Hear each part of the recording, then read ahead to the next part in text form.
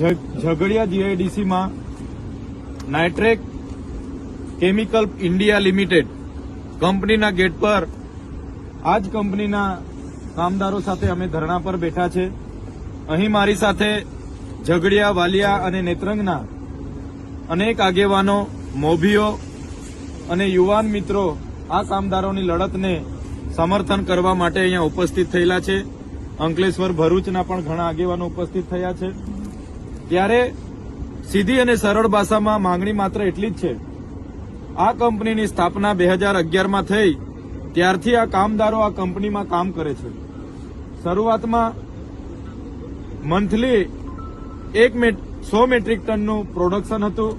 આજે આ જ કામદારોના મહેનતથી 1200 મેટ્રિક ટનનું પ્રોડક્શન થાય છે અને આ જ કંપની પ્રોફિટમાં છે અને એનો બીજો પ્લાન્ટ પણ અહીંયા મંજૂર કરીને એનું પણ કામગીરી કરે છે. ત્યારે છેલ્લા 2011થી કામ કરનારા કામદારોને આ કંપની દ્વારા આજે પણ પગાર સ્લીપ આપવામાં આવતી નથી. આજે પણ એમને કંપની દ્વારા પીએફ આપવામાં આવતું નથી. આજે પણ આ લોકોને ઓવરટાઈમના 2 ગણા પૈસા આપવામાં આવતા નથી. આજે પણ આ કામદારોને મેડિક્લેમ આપવામાં આવતું નથી. જે બાબતને લઈને 15 દિવસથી આ લોકો હડતાલ પર છે અને અમારા આગેવાનો 2 વખત અહીંના મેનેજમેન્ટને મળીને ગયા છે, પણ મેનેજમેન્ટ એ અહીંના કેટલાક નેતાઓના સંકલનમાં છે, કેટલાક પોલીસ અધિકારીઓના સંકલનમાં છે, એટલે એમને ગંભીરતા નથી. એ લોકો ગોળ ગોળ વાત ફેરવીને અંદર જતા રહે છે.